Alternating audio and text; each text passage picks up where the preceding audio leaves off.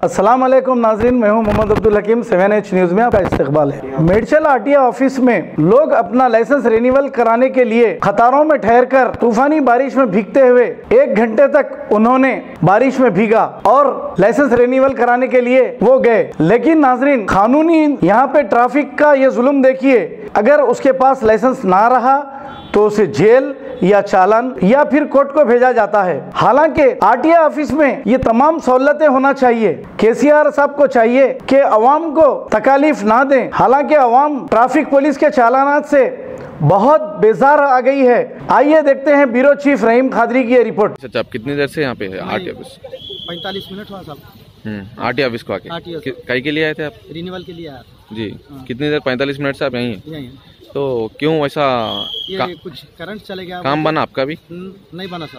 नहीं बना। तो क्यों करंट जाने की वजह से? करंट जाने की वजह से। तो यहाँ पे जनरेटर वगैरह काम कर रहे हैं? जनरेटर काम नहीं कर रहा बोले।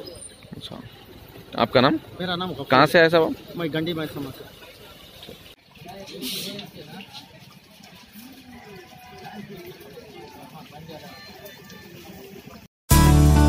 प्राइड इंडिया आपके लिए लाए हैं बंडागुड़ा में natural gated community lake view.